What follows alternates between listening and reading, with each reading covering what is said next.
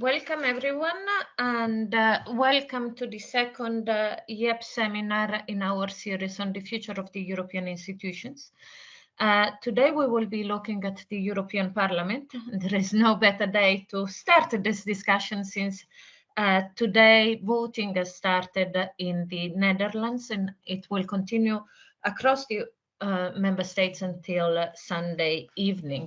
In fact, in Italy, we will be voting on a Saturday afternoon, which I think is a first, but Maurizio can correct me if I'm wrong. I've never voted on a Saturday afternoon. Yes. And voting will continue in Italy on all day on Sunday. So for those who are eligible to vote, please remember to do so. Now, the European Parliament is, in a way, a unique institution. Mind you, all EU institutions are quite unique. It is, of course, the democratic forum for the EU, but it has powers that are quite different from the powers you are used to in a national context.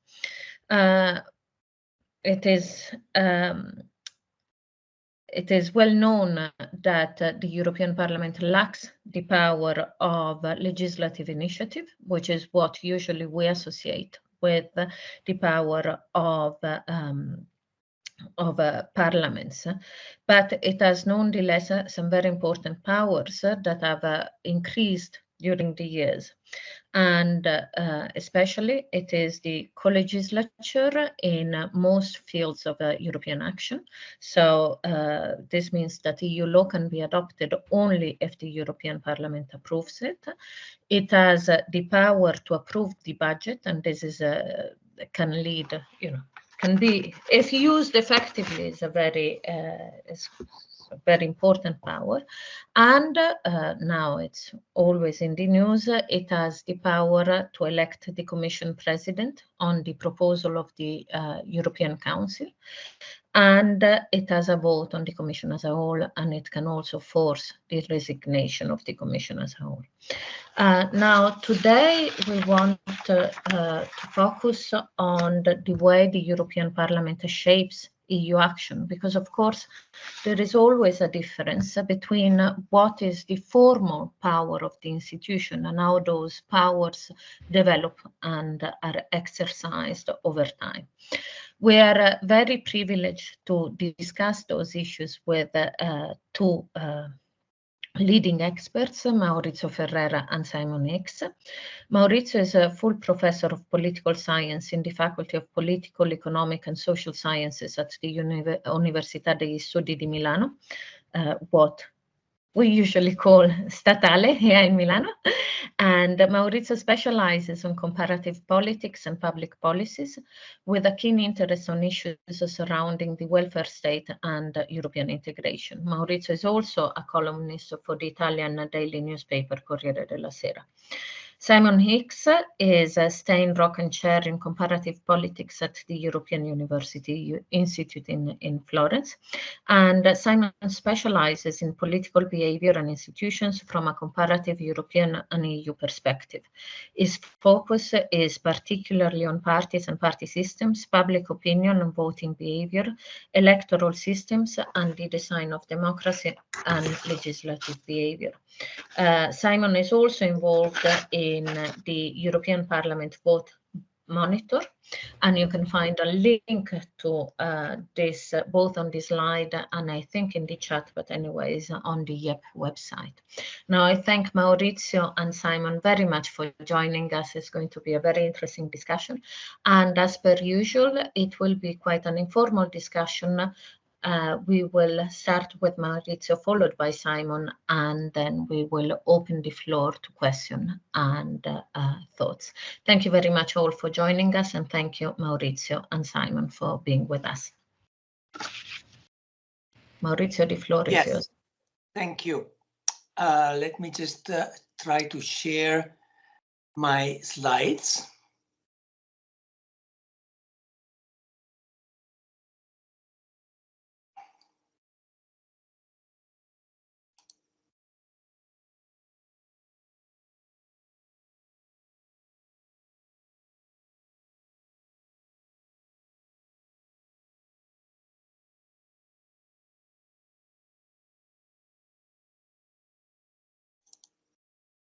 Okay, it should open now. Yes, I will elaborate a little bit on what Eleanor has already mentioned, trying to characterize the European Parliament in terms of its institutional and political potential in the greater or wider context of the formation of the EU polity, EU building as a shortcut. Now, Eleanor has already mentioned that the key institutional resource for Parliament is the fact that it has become a co-legislator on a par with Council, a process that started with the Maastricht Treaty and has come to, almost full completion with the Lisbon Treaty, which has introduced what is now called the ordinary legislative procedure, envisaging precisely a co-determination of legislative measures on the side of both Council and Parliament, with a number of technical complexities on which I will not dwell. And the ordinary legislative procedure, it now applies to most policy domains, according to some count, 85 different policy areas. I will say in a moment which domains are not subjected to the OLP. So this is something that was, very difficult to conceive and even dream of when the European Parliament was first elected through the direct vote of citizens, yet there we are. Then the second power resource, the second important potential that is more political than institutional, is that with the Lisbon Treaty, it has become a kingmaker, or better, a king co-maker. Because now, as you know, or as Eleanor just said, the Commission President must be elected by Parliament, by an absolute majority of its members. After the European Council, acting by qualified majority, and these are the words of the Lisbon Treaty, taking into account the elections to the European Parliament, has proposed or appointed a candidate to the Parliament itself. So there's first the Council that appoints a candidate for the President of the Commission, and then Parliament has to elect this candidate by the majority of its member. Along with this innovation, a second important innovation has followed from the Lisbon Treaty, the so-called Spitzenkandidaten or lead candidate process, which, of course, it's under our eyes right now, because we are at the end of the campaign. So before the elections, all the political parties, the European political parties, nominate a figure that they propose as president of the Commission, and every party has done so except for the European Conservative and Reformist, the group or the party chaired by Giorgia Meloni, and the Identity and Democracy group, which is already telling about the difficulty of these parties to actually acquire and develop a sort of internal homogeneity. So they appoint or they nominate a lead candidate, they present a political program, and then it is expected, although this was not the case in 2019, that Council appoints the lead candidate of the party which has gained more votes in the elections. And this is, again, is more informal than Article 17 of the Lisbon Treaty, but it is, in a way, a signal of a degree of, let's call it, parliamentarization of EU politics, in the sense that the parliament not only contributes to lawmaking, but it also contributes to the very, let's say, formation of the EU executive, which is the European Commission.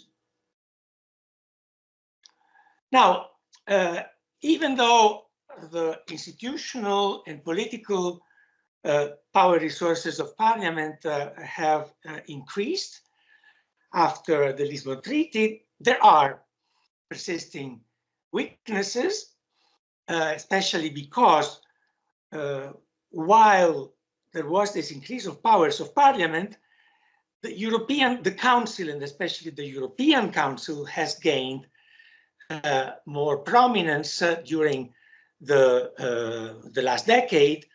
It's called the decade of the various crises, the poly-crisis decade. And in fact, the challenges raised by each of the various crises have per se or as such enhanced the role of the European Council because of the urgency, of the emergency that had to be adopted or used in defining the position of the Union vis-à-vis external, mainly external shocks requiring urgent action. Then I said before that the ordinary legislative procedure does not really apply to all domains.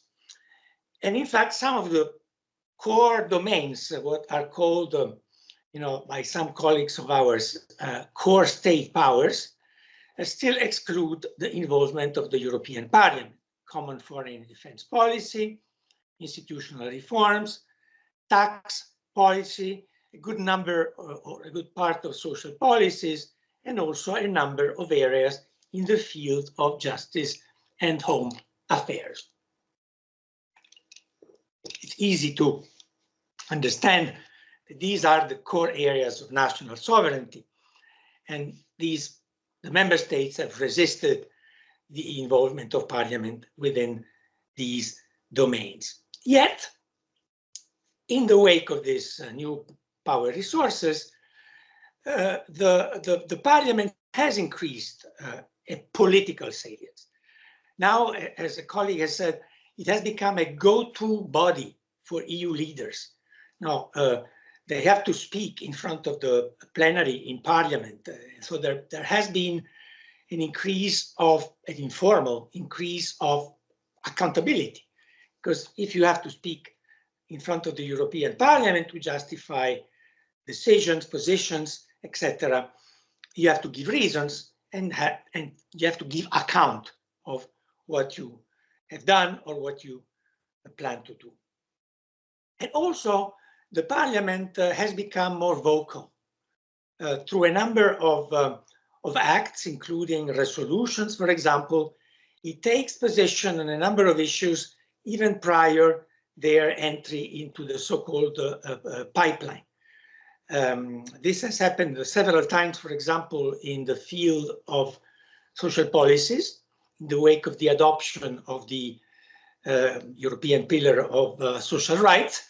And in fact, even though it is not the ordinary procedure, does not apply to all social policies, it applies to some of them, some quite important social policies. And in this domain, the European Parliament, either informally or formally, has become a key voice and a key, let's say, proponent of legislation and even agenda setter, even though, as it was said, it doesn't have the power of legislative proposal. More importantly, in my view, is the fact that the European Parliament, as we know, is the only partisan institution. It's the only institution that represents citizens, qua citizens. It is articulated in political groups, divided by quote unquote ideology, closely connected to the respective Euro parties, which have also become more organized during the last 10 or 15 years.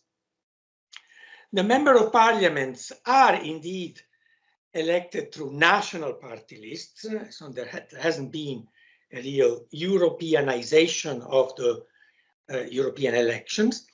But once they are elected, they join a political group, typically the political group to which their own home party is affiliated.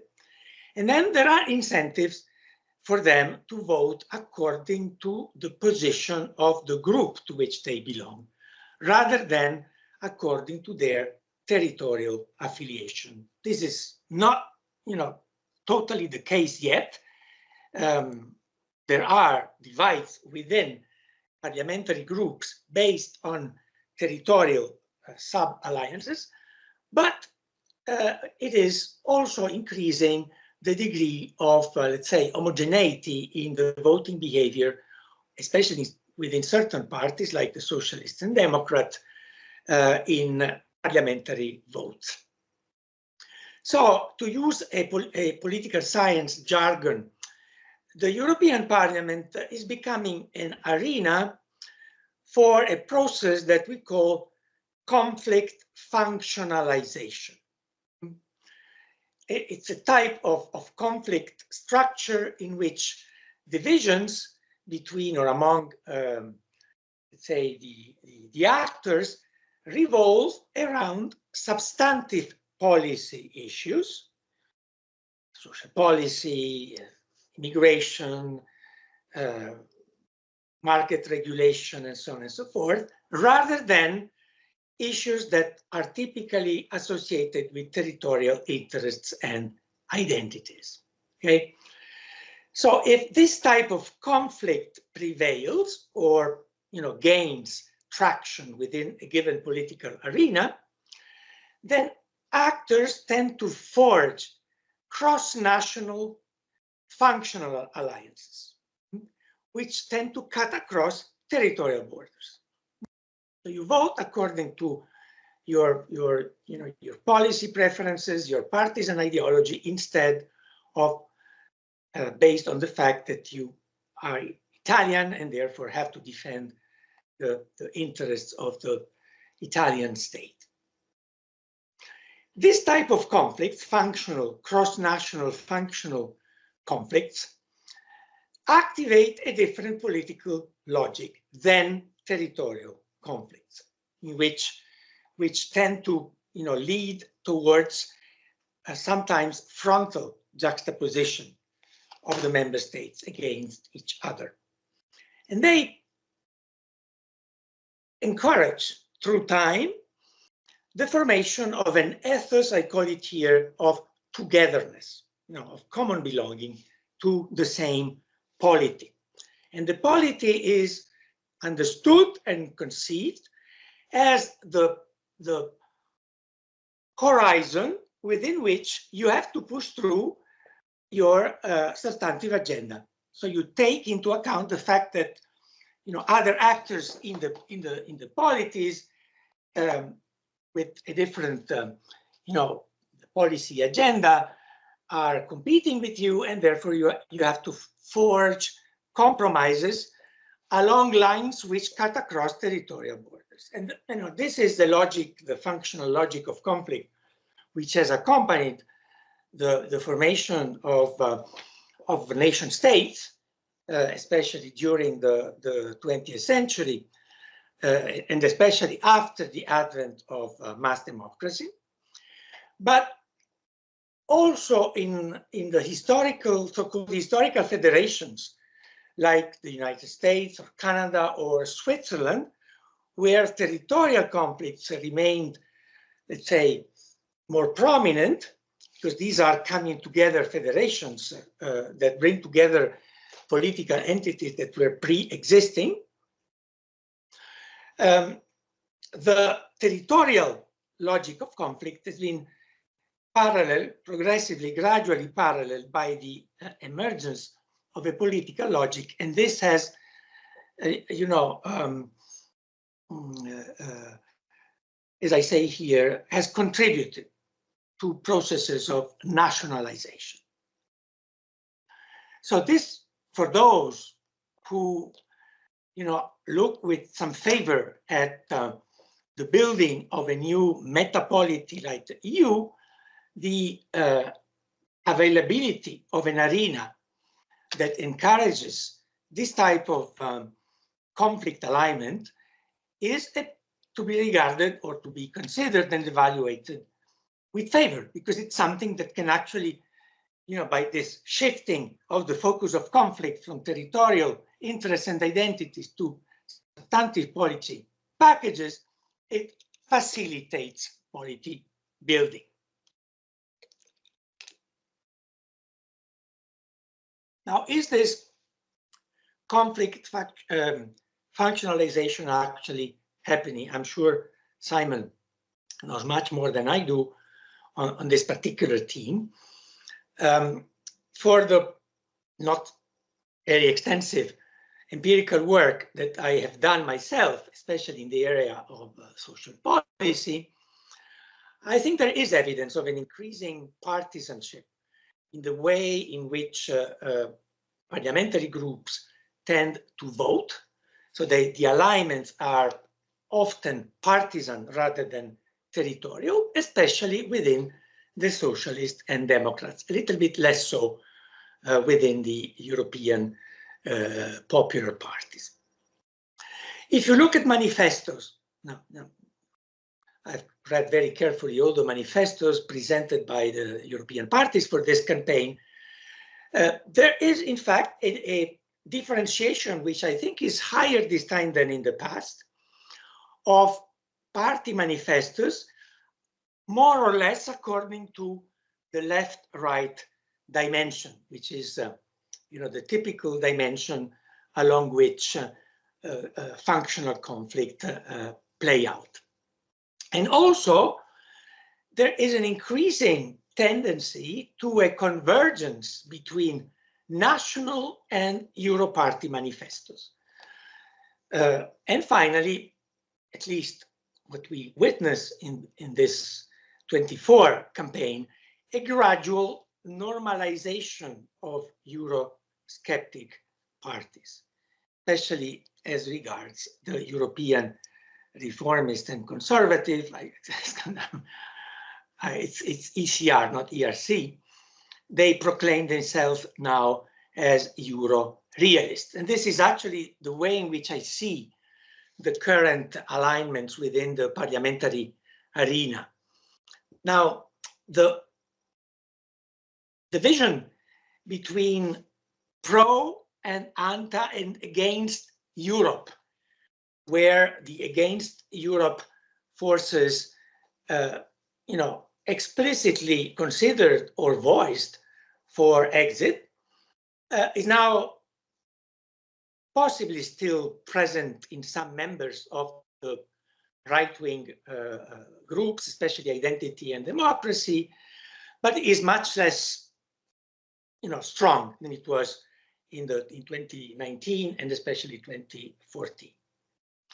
There is a persisting divide on constitutive issues, issues regarding membership, the boundaries of the EU, about the competences of the EU, about decision-making rules, and these are closer to territorial than to functional issues or conflicts. But there is also an increasing differentiation based on issue packages, which you can clearly see if you analyze, the program of the European socialists as opposed to the program of the European populars, precisely in terms of left and right. For example, the popular manifesto says very little about social protection, says a lot about defense, a lot about immigration, while the socialists elaborate a lot about the social agenda of the next mandate, say not much about immigration because they are divided on this and very little on defense. So again, using the technical jargon of political science, there are signals,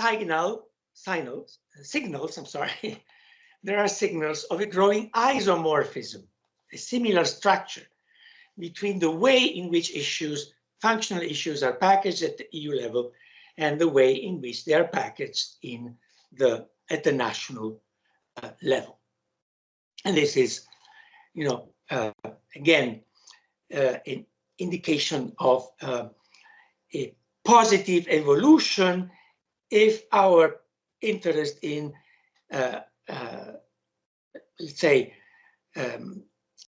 ascertaining the conditions which are more favorable to the consolidation of the European polity after a period, the last 15 years, in which the European polity as such was strongly politicized. Last slide. Let's come to the short term. What do we need to watch about developments in Parliament after the election, starting from next Monday? Well, the first important thing to look at is whether there still is a potential majority of the three forces that have traditionally made up parliamentary majorities in the European Parliament: the populars, the socialists and democrats, and the liberals. The minimum threshold for a majority is 361 MPs, but since experience tells us that there are always some defections, I think to be on the safe side, one should rather look at a number in the order of 410 MPs belonging to these three groupings. Otherwise, a coalition building process will start, which will probably affect firstly the Greens, but then who knows, maybe others. And you are certainly aware about the openings that Ursula von der Leyen has made during the lead candidate debates recently, to which she participated, which is, by the way, it's another interesting signal. The incumbent president of the Commission had never participated to the Spitzenkandidat debates as Ursula von der Leyen did this time. And she opened towards Meloni, and then the Socialists and Democrats have even signed a declaration which they say that they will never support a majority or a president that opens to the European conservatives. Then there will be the appointment of the president or the candidate president by the council with qualified majority. If we look at the current composition of council, and if the populars will gain a majority of seats, I think that it's pretty safe to say that Ursula has a chance to be appointed by council, but I wouldn't, bet 100% on this. Then the next important step will be the negotiation between parliamentary groups and the appointed president, especially if there is no standard, let's call it mainstream majority. Because this is a result of the new, let's say, political power that the parliament has gained with the Spitzenkandidaten process, that they can actually bargain, negotiate with the president for, including in the agenda of the new mandate, certain specific policy issues which are dear to that or the other one political group. And this was the case, for example, with the Socialists and Democrats in 2019. They wanted Ursula von der Leyen to include the directive on minimum wages and also the adoption of SURE in her agenda. And I'm sure they will, again, use the margins that will be available to them for negotiating, ways to shape, because this is, after all, the topic of our discussion today, the way in which Parliament shapes public policy, EU public policies. This is a major, power resource that the Parliament has to do precisely this. And also to watch, I think, I'm afraid, there will be the impact that European elections will have on domestic partisan equilibria. Also in view of the round of national elections that we will have in the next months, France and Germany, by the next year we'll have had elections. And of course, the influence of the impact on domestic partisan equilibria is important not only for the policy priorities of national governments, but also because of the impact that this possible transformation of national agendas will have in Council. So I think that everything to some extent will depend on this first issue, and that if this first issue, if there will be no majority for these three groups, I expect some turbulence that is, bound to increase if the president-elect or appointed president has no majority with the Greens and has to, forge a majority with others, like it was in 2018 with Ursula von der Leyen. She got the majority, you may remember, of the Movimento 5 Stelle. So I think I stop here, and thank you very much. Thank you very much, Maurizio. Really great introduction to our discussion later. And now I pass the floor to Simon. Thank you, Simon. Thank you very much. I'm trying to work out how to share my screen here. You have it on... You go on Condividi, up on the right. Oh yeah, got it. Got it. Okay.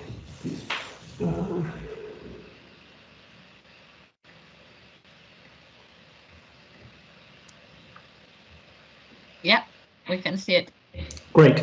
So I'm going to do a brief presentation building directly on what Maurizio said. There's a few subtle differences that I'll try and highlight. So this comes from a variety of different projects I've been involved in over the last few weeks and months in the build up to the election, working with various colleagues, collaborators, and with ECFR, the European Council on Foreign Relations, and CEPS in Stockholm, and also IEP in Bocconi. First thing to look out for is whether turnout will go up or down. Turnout went up at the last election, but it depends how you think about turnout. So if you just look at the overall EU-wide turnout, you can see there it went from 43 to close to 51%. This was a major jump, but underneath that, if you look at the original eight member states, that's all the 8 member states, the 9 who took part in 1979 minus the UK, because the UK won't, of course, be there this time. So the 8 member states that have been in every election up to now, turnout only went up a little bit, from 59 to 62. And the average across all EU member states went up from 43 to 49. So it did go up, but largely that was a compositional effect, meaning the EU has enlarged to member states that generally have lower turnout in European Parliament elections, and turnout increased in some of those member states last time around. On the positive side, you could say, there seems to be more enthusiasm about these elections, more coverage in the national media of these elections.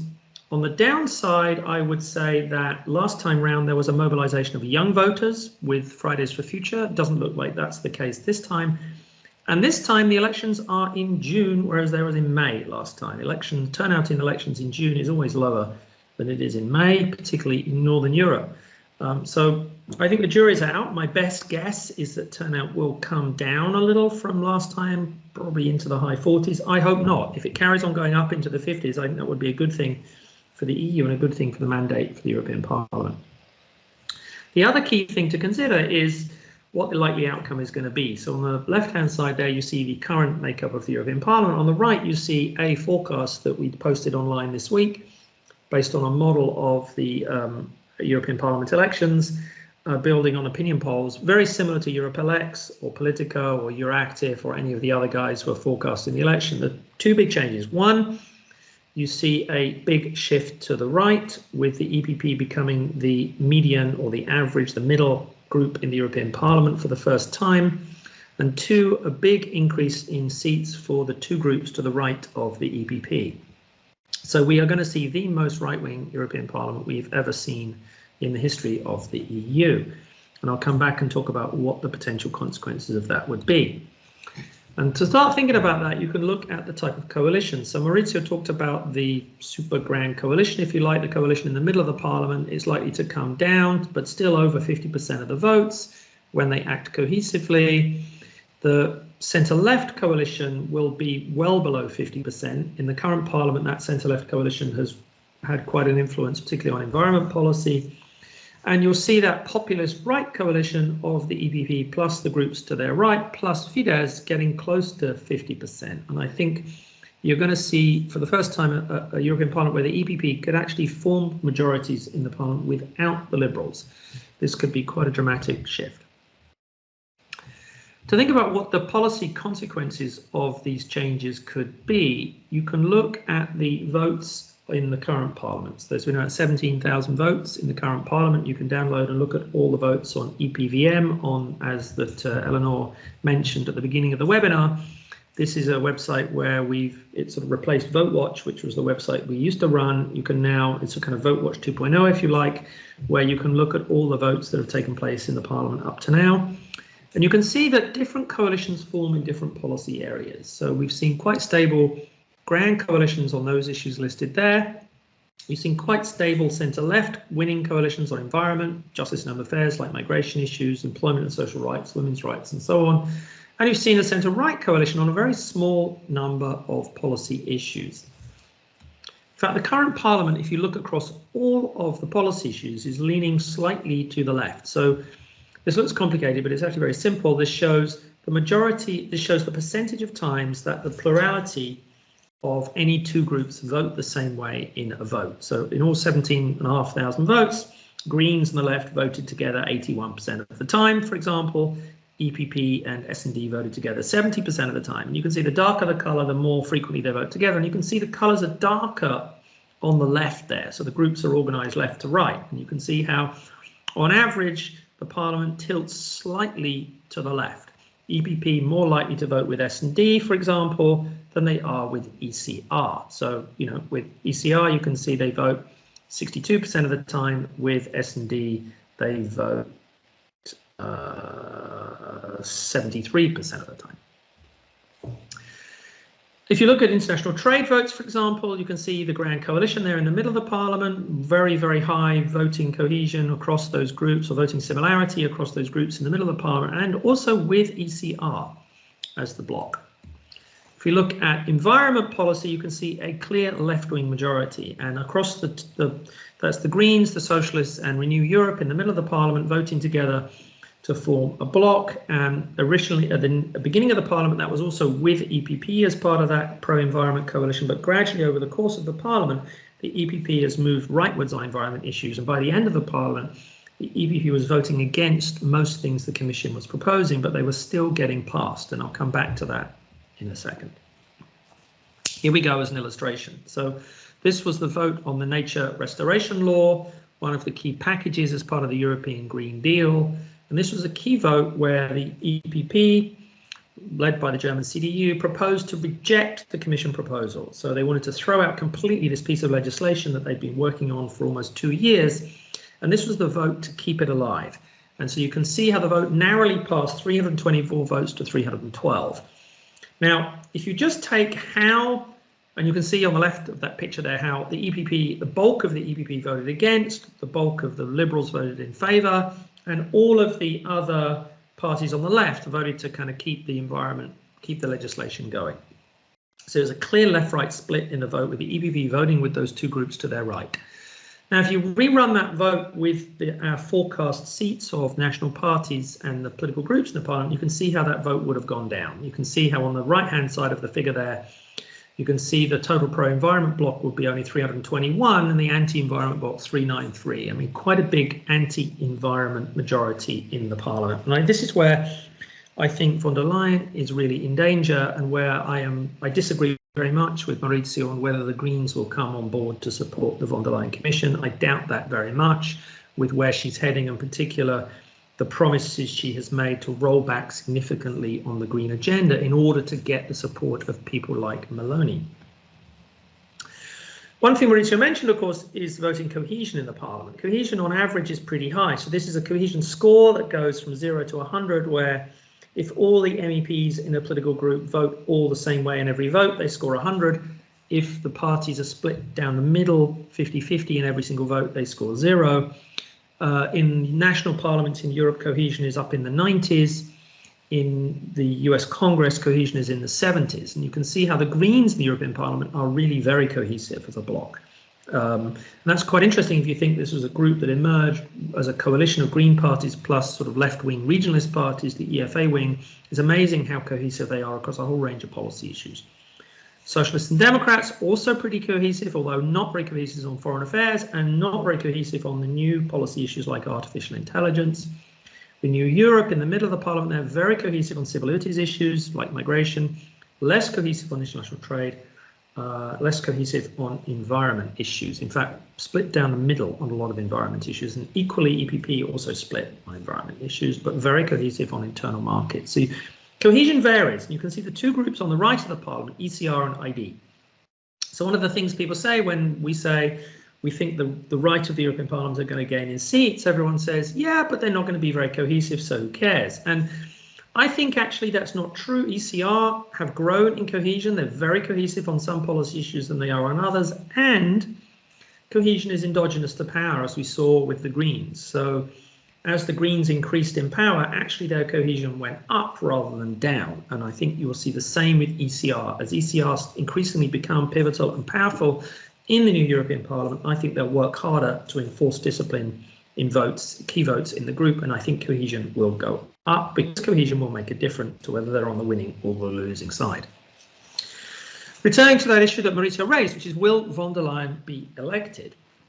One issue is whether she's going to be elected in July, whether she's going to be put to the Parliament in the first plenary session in July or September. My bet is they will wait till September because they will want to try and put together the bargain across all of the key posts in the EU. So that's the chair, the president of the European Council and the High Representative.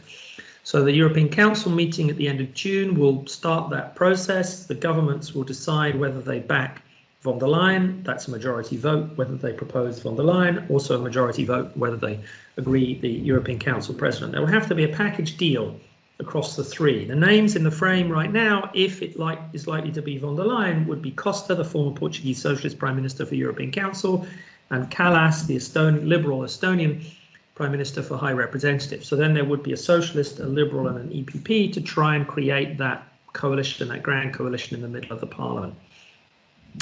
If they did do that, they might just get her over the line. But as Maurizio alluded to, in 2019, that coalition, despite having 58% of the MEPs, she only won that vote by 8 votes more than the 50% required. So she lost a lot of votes, particularly in the Socialists, was the analysis, even though it's by secret ballot. If you had the same level of cohesion as that occurred in that vote in 2019, with a smaller representation of those three groups in the middle of the Parliament, she would not get elected. So the question then is, who else is going to support her? And I don't think she's going to lean leftwards to get the Greens. I think they will overwhelmingly oppose her in the direction of travel and the likely makeup of the next commission. And I think she will be leaning more towards Meloni and towards ECR. She's already indicated that's the direction she wants to move in. That's definitely the direction the CDU want to move in. In fact, the CDU, her own party, could be very pivotal in determining whether or not she gets elected at all. She could, if they pull the plug on her, she will go down. And they are threatening, I think, very much. They don't like the fact that she proposed a very ambitious green agenda. In Germany, the centre-right in Germany is moving in a more environment skeptic direction, protection of the car industry. They don't like the fact she proposed policies to essentially replace all combustion engines by 2035. They would much prefer a much slower transition and measures to protect the German car industry in particular. And I think they would prefer somebody who's less ambitious on environment. And we're going to see the most right-wing commission with so few socialist governments. If you think the fact we've only got socialists in heads of government in 4 countries, Germany, Spain, Denmark and Malta. Germany will have von der Leyen if von der Leyen's elected, so she's CDU, she's EPP. That means only 3 Social Democrat commissioners, the smallest number of Social Democrat commissioners we've ever seen in the Commission, smallest number of Social Democrats in the Parliament, smallest number of Social Democrats in the European Council. We will have the most right-wing EU institutions we have ever seen. And the main area where that will probably matter is on environment policy, where I expect over the next 5 years a major rollback in environment policy. And I think we will see a significant shift on some other policy issues like migration, particularly with the right in the European Parliament, EPP plus ECR plus various other allies on the right, wanting to push the EU in a more kind of Fortress Europe direction. Fortress Europe on environment policy, Fortress Europe on migration policy, Fortress Europe on trade policies, Fortress Europe on defence policy. That's where I think we're probably heading, rather unsavourably if you are a classic kind of European liberal left. So to conclude then, I think we will see a significant shift to the right in these elections. I think we will see a weakening of the centrist coalition in the Parliament, and we'll see a new right majority in the Parliament across the Parliament, the Commission and the Council. It's not clear to me if von der Leyen will be elected. The only way to keep the socialists on board, I think, is the possible threat that if they don't support her, there could be somebody worse from their point of view, somebody even more right-wing from the EPP political family. That, I think, will keep the socialists on board. So I expect the socialists will back her, she will sneak through the Parliament, but then gradually over time, she will lose support from the socialists. As she did this time, the last 5 years, the EPP backed her at the beginning, and she gradually over time lost support from the EPP. So I think we're going to see a grand coalition at the beginning, but gradually that coalition becoming more and more rightwards over the period of the current Parliament. And that will fundamentally, I think, change the policy direction of European policy. Thank you.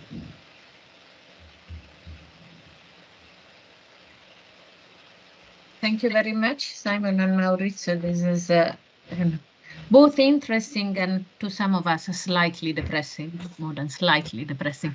Now, I would like to open the floor to questions, and those can go either by raising your hand or by writing on the Q&A bubble, not in the chat, because we had the problems last time with the chat, because some people are not able to write in the chat. It depends on your own institution. So I would first, we already have a question. Edith, do you want to switch on your mic, please?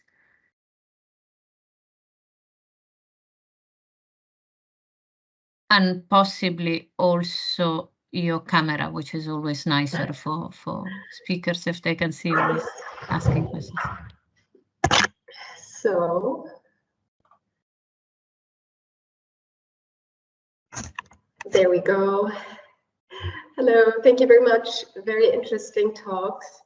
I actually have a question for Simon Hicks, because you were talking about the policy implications, and I was wondering a lot about the institutional implications that will bring. And my question would be, because currently France, Germany, and Spain are led by socialist, Greens, or liberals, and whether you think that basically this will change the relationship between the European Council and the European Parliament, in the sense that the European Council will try to limit the influence of the European Parliament from within, if that right shift will actually occur. I mean, that's a great question. You know, I think you're kind of you ambitiously put France in that camp. I mean, Macron and Macron's government, I think, has definitely leaned rightwards, and I think he'd be very happy working, I think, with von der Leyen, and I think he sees himself as part of the governing coalition at the European level between the Liberals and Renew. The difficulty, of course, for Macron is if the ECR, the group that they've been working with in the European Parliament, starts also to expand to people like Le Pen, right? So Le Pen would love to be inside the cordon sanitaire. She currently sits in ID. She's signaled very strongly she wants a new group on the right in the European Parliament. I don't think Meloni will go for that at the beginning because I think that will marginalize her. But I could see over time with a reshuffling on the right and potentially, you know, Le Pen joining a group in the European Parliament that was saying Zemmour is more extreme. These guys are beyond the pale. I'm a future potential president in France. I want to be inside the cordon sanitaire. We've seen that direction of travel from other parties across Europe, like Fratelli d'Italia, like Sweden Democrats, the Danish People's Party, the Finns, and so on and so on. And where does Wilders go? Wilders' party will be a governing party, and the EPP are signaling very strongly that they see a kind of, we're willing to do business with parties in government, and we're willing to do business with parties that expect or might be in government. That's the signals we're getting out of the EPP in Brussels. That suggests that potentially there's an olive branch to Le Pen. Now that makes it very, very awkward for Macron. AfD are clearly beyond the pale, and so they are definitely something that the German government in particular will not do business with.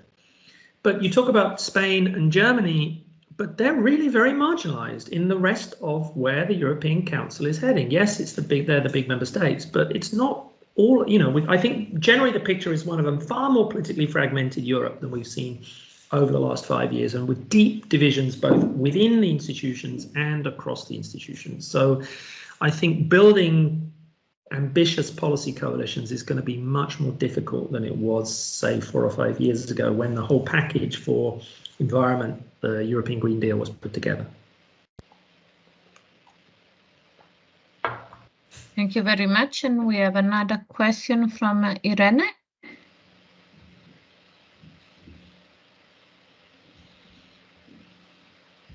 Your mic is off. Yeah. Yeah. Do you hear me?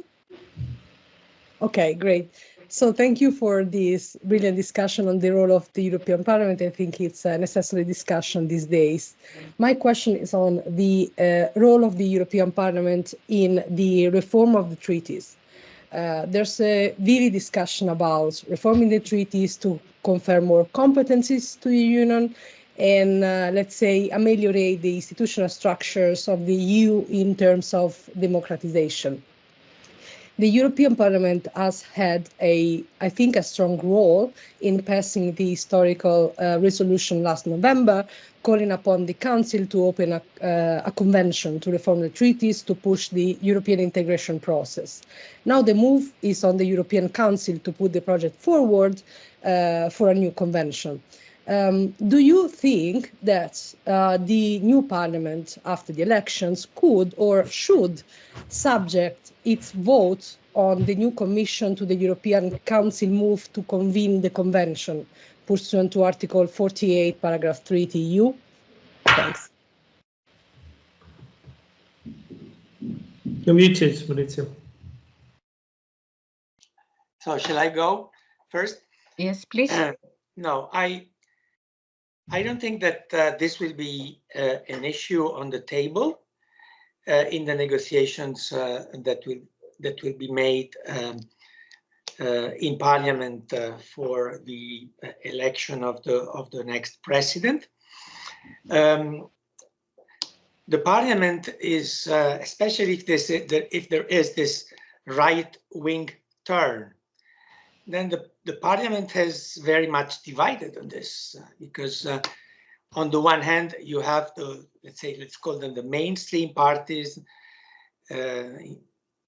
socialists, the liberals, who may actually be interested in rationalizing or even expanding the competences of the EU as suggested, for example, by the Conference on the Future of Europe.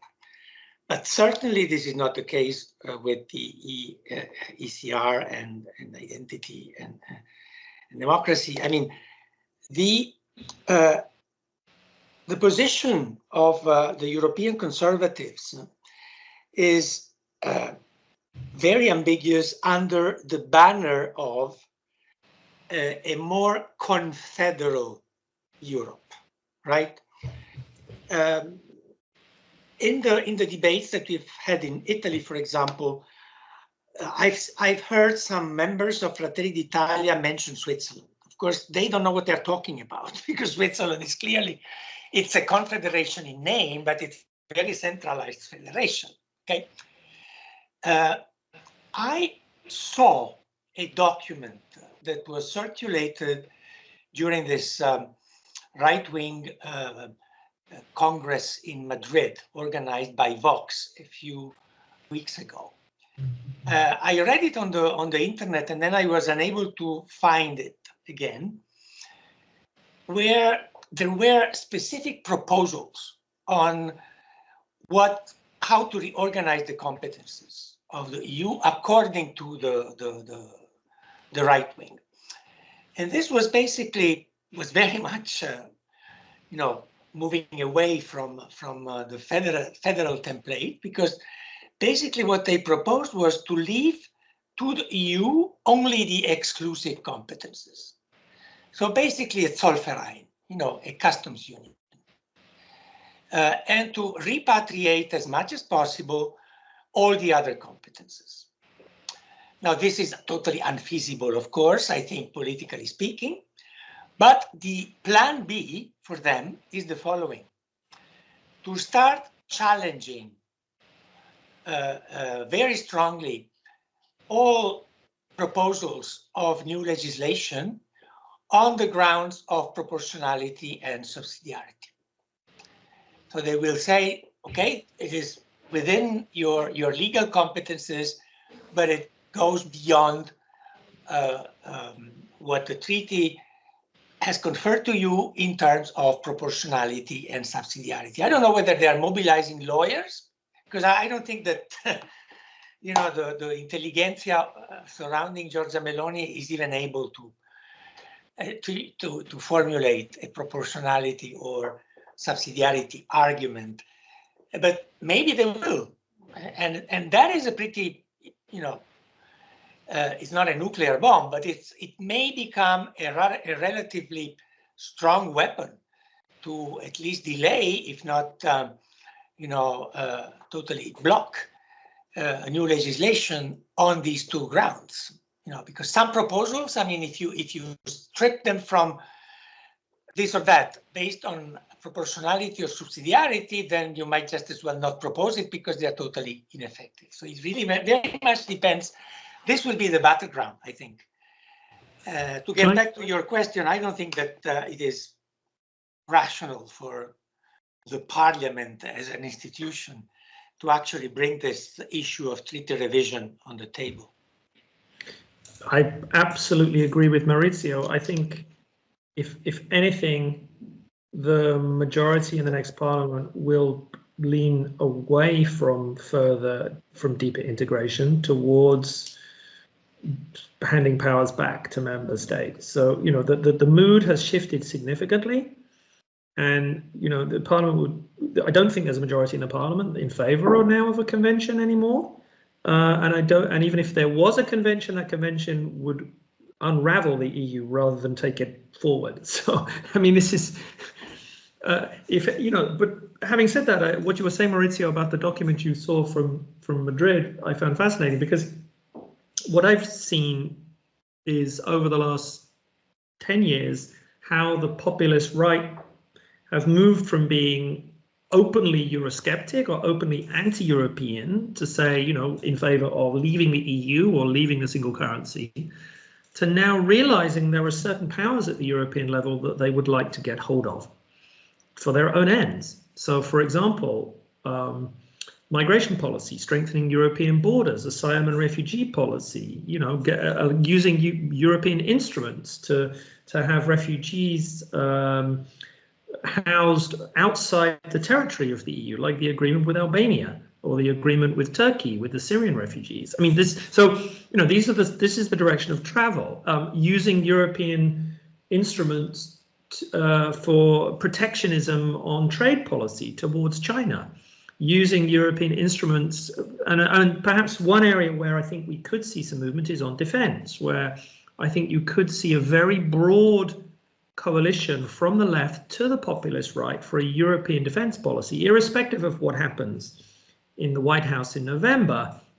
I think NATO is going to be significantly undermined, and there's going to be growing pressure on Europe to up its defense spending, to integrate its defense industries. And I think, although the populist right doesn't like the sort of potential loss of sovereignty, what they do like is the idea of European defense sovereignty.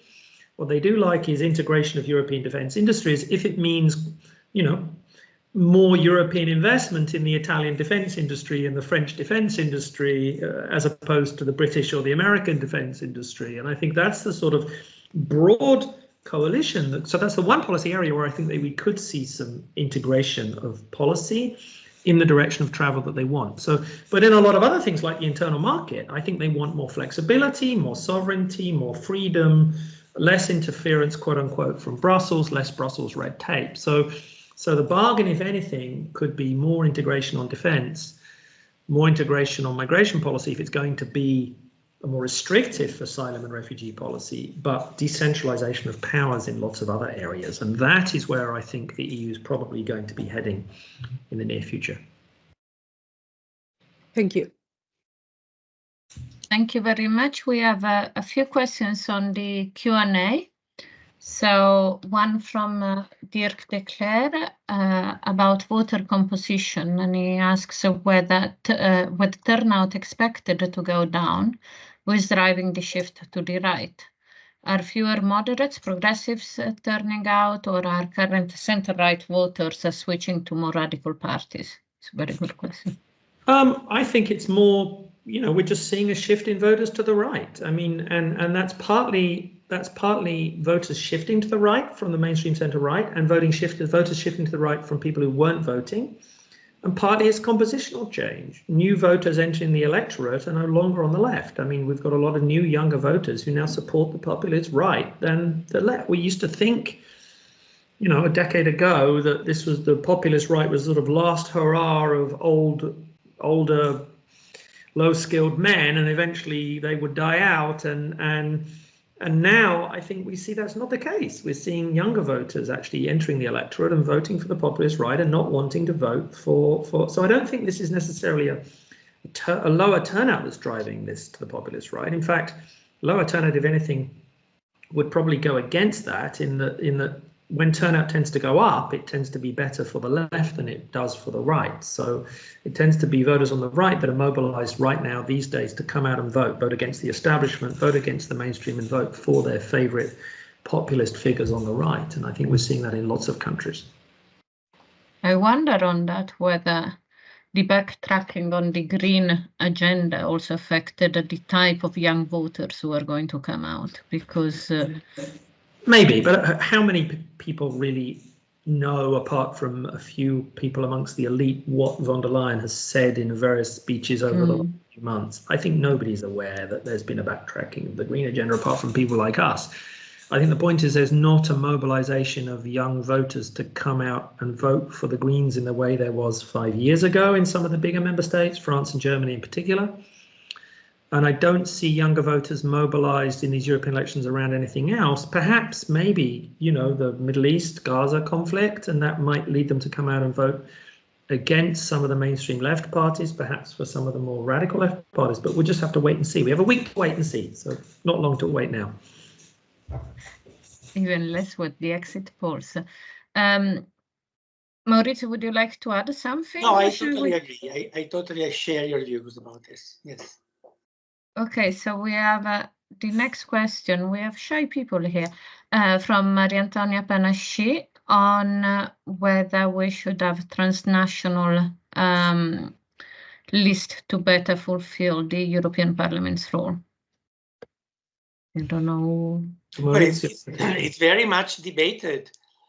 It's very much debated, and you know, it might actually be, in theory, a good development for those trends that I mentioned before: parliamentarization of EU politics and functionalization of conflict. You know, because this would be a way of depotentiating the territorial dimension and enhancing the dimension of policy-based or ideology-based alignments.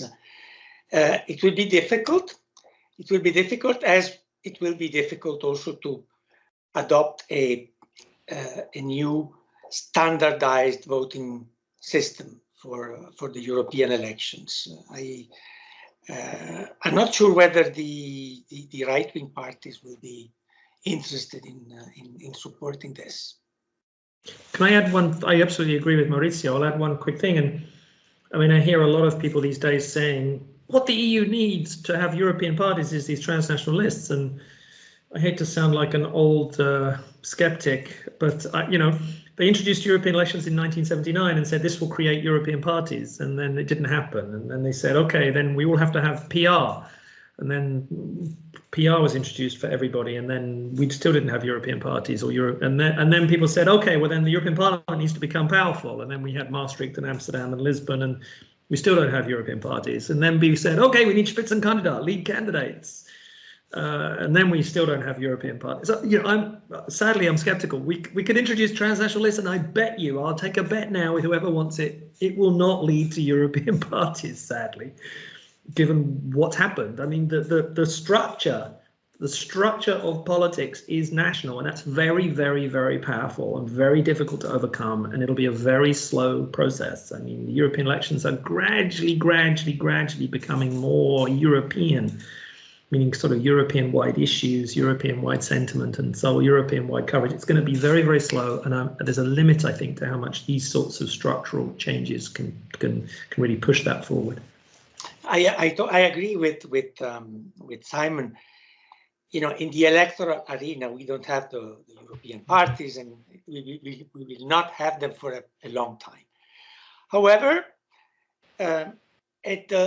at the policy-making level, that is to say, you know, circles where policies are shaped and proposed and compromised on. At that level, I see some movements. You know, of you know, the parties have become more active. They have started to create horizontal links, vertical links. They organize this a lot of you know, summits, events that bring together politicians, but also experts, epistemic actors. They have foundations. You know, foundations have been formally recognized now by EU law, and foundations have become a major source for policy elaboration, but also for socialization of the elite. So I think that we cannot expect that this process of a creation of a European party system can start from the bottom. You know, if it starts from the top. And there are some signals that the elite level, there is this socialization trend, but also some Roccan, you are a Roccan chair holder, would say some structuring, the formation of some interchannel or intra-channel structures for cooperation, for negotiation, for bargaining that were not there before. And they may acquire through time a self-reinforcing momentum at the elite level. Whether this trickles down at the mass level, I am, for the moment, very skeptical. I agree. Thank you very much. I have a person who might be willing, Marco, who raised his hand. Yes, hi everyone, and thank you very much for this very interesting talk. I have a question concerning, since the very grim picture that you've presented on the future European Parliament composition and the right-wing shift, I was wondering to how far can the socialists, or do you expect the socialists to push in obtaining concessions from the European Commission in terms of policy agenda, or also commissioner roles? Because, for example, I saw there is a lot of talk about the Spanish minister for the ecological transition who's asking for a big commission file comprising of all green agenda files, energy, and etc. And I was wondering whether that could be a way to kind of safeguard the green achievements of this commission into the future. But also, to what extent do you think von der Leyen is really ready to completely backpedal on everything she's done over these 5 years with the European Green Deal? Do you see that as a possibility? Or is it going to be less bold but not a complete reversal of previous policies? I mean, maybe I go first on this one. I don't think it's going to be a complete reversal. I think that, a lot of the legislation has now been passed, and the next phase is about implementing it, and sort of secondary or tertiary instruments to implement a lot of that legislation. There's a lot of flexibility there, and I think that's where we will see less ambition. So I think that is a separate, the sort of direction of travel and policy, slightly different to the question you raised about, the commissioner responsible for this. And I think there will need to be a big portfolio for the Spanish commissioner, because if there's a German commissioner who is, the German Social Democratic government will have von der Leyen, the only big Social Democratic government left is Spain. So they have to signal to the Social Democrats that they should be supporting this commission and the formation of this commission. They're going to have to give that person a major portfolio. So one of those portfolios is, of course, environment. That could be something. But the other area, and relates to another question that was in the Q&A, which is about defense. I have heard that there's a discussion of maybe a defense and industry commissioner, or perhaps whether there would be a combination of the High Rep for Foreign Affairs and Defense. Whatever in that area, I think there will be moves on defense that will be about industry integration, perhaps moves on defense, for example, for a common European defense shield, and what that would do and how that would be funded, how that would be structured, how that would be purchased. So there, I think we could see major movements, and there's going to need to be a commissioner in charge of that portfolio, and I wonder who that could be. That could potentially be an Italian or French. So that would be very interesting. I think the Spanish, French, and Italian commissioners, it's going to be interesting to see what they get, and also what Poland gets, of course, because now Poland with Tusk, I think Poland is going to be much more influential in the Commission and much more influential in the Council in the next few years than it has been with PIS in Warsaw. I think Maurizio is frozen. Is Maurizio frozen? Maurizio? He seems very frozen. In the meantime, there is another question on the chat, the defense one you have already. We lost Mauricio's disappeared. Maybe Georgia can see if he can get us Maurizio back. But in the meantime, there is this question in the chat on the effect of the different parliamentary composition on the OLP, and whether that might delay and hence give more power to the council de facto. I mean, not we've seen in general the EU, the power of the parliament on average across all EU policy is probably lower now than it was a decade ago. And that's because the EU is acting not just through legislative instruments anymore. The EU is acting through budgetary instruments, through, when you think about economic and monetary union, when you think about defense, you think about migration policy, a whole range of issues where a lot of things are done, like Middle East policy, are done by the governments in the council.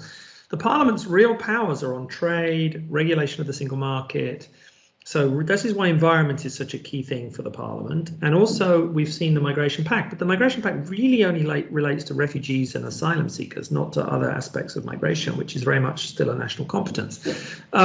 So in the areas where the Parliament will act, the key area where I think we're going to see legislation in the coming years is going to be on technology, AI, and the new tech.